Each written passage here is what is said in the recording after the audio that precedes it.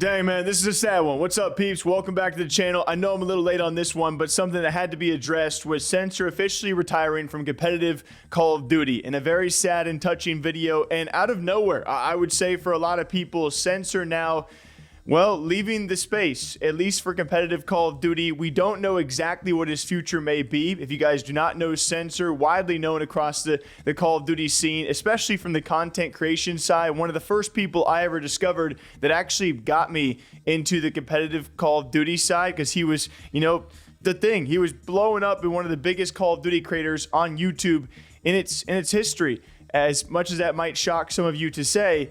And now he's going for a world record in a completely different sport. And so Censor is now done with Call of Duty. It's been really hard this whole time.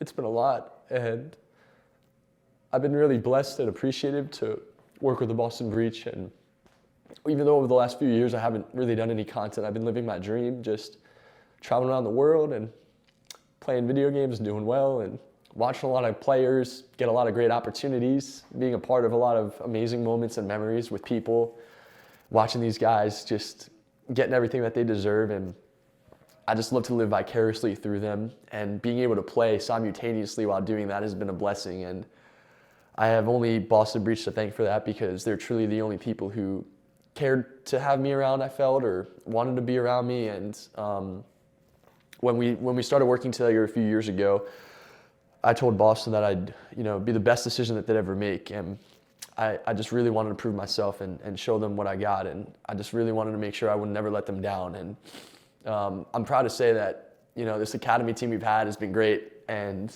it's been a pipeline for a lot of players to get chances. And it's coming to a head for me now. It's been, I think, 3 years or 2 years of playing through challengers. And, for me to get back into the league is realistic if I chose to go down this path of, the things that are going to be required for it. But when you're training to break a pull-up world record, and you're also trying to get yourself back into the Call of Duty League, and you're also trying to develop players, and you're also trying to make sure that you are mindful of the people around you when, you're the person who's making the decisions to choose who's going to have potential opportunities. And the last thing that I want to do is play and hold that team back in any way at all.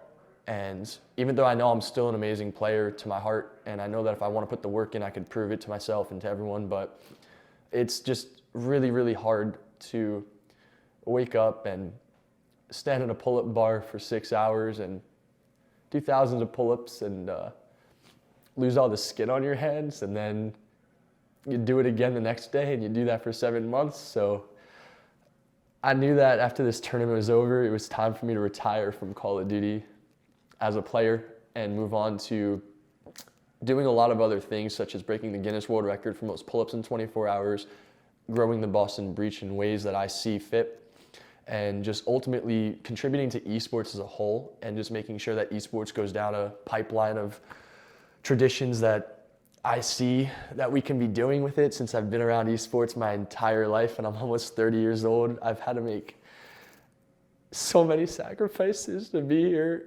And so clearly it does take a lot of time to go for a goal, which I believe is around 10,000 pull-ups in 24 hours. As he noted in that video, it's very emotional. Obviously, this means a lot to him, where he's going for a Guinness World Record in a pull-up challenge, which takes a lot of time each and every day. I can only imagine trying to do pull-ups where, like you said, the skin is falling off your hands, and then you want to go play scrims and compete in Call of Duty and try and make it back to the league, which is the one thing here that I'm most sad about. If you guys have not been following Call of Duty esports, probably for the past 3 or 4 years, maybe longer, Censor's been trying to make it back to the CDL, to the Call of Duty League. Ever since his establishment, he's been trying to make it back to the top tier of competitive Call of Duty, and in doing so has been the focal point of like a lot of content, a lot of talking points, a lot of controversy, and I would say conversation around Call of Duty in general, which has been, I would say, overall really good for the scene. Last time we talked about him, he's been involved in some controversies, maybe some not so good news, but before that, even he was doing the Nadeshot stuff with the jet ski, where people see him in 2 different ways. But I think if you are a fan of the Call of Duty scene, you realize that he is an important factor for it, and he brings a lot of eyes, he brings conversation, and he brings content, which I'm going to miss. And I hope he does stay around in some form or facet, because Call of Duty needs eyes, and Call of Duty needs young talent being developed and talked about like Doug can do as well. And there will never be a Call of Duty player or creator like Censor. I don't care how you feel about the guy. There will never be another guy like him. I've said it before. Every esports scene can use a guy like Censor to help itself. And no matter how you feel about him, I think you can maybe agree with that. I just don't like where my head is at right now. It's too much for me to handle, and I have to pick something. And I think that the players will feel really happy on Boston with it. I think that they're really supportive, and ultimately I'm just really looking forward to breaking this pull-up world record and focusing on other things that matter outside of playing. I'm getting older, and I have other priorities that I want to focus on. So, yeah. I know exactly where I want to go. I know exactly what I want to do. And I know that I have Boston Breach in my corner forever. And I'm really appreciative of Boston for everything that they've done for me. They've helped me in a lot of ways. They've helped me grow. They've helped me change. They've helped me just learn a few new things and remind myself of certain things too. So it's just been the ultimate pleasure over these last few years being around this organization. And I just know that I'm ready to move on and contribute in other ways now. I'm ready to just feel true happiness, because right now I'm just really sad. I'm in a lot of pain, and if I'm gonna go through this pain, I can't have it at the expense of my teammates, and I can't hold my teammates back, and I can't stop them from getting everything they want, and I just don't want to let them down. So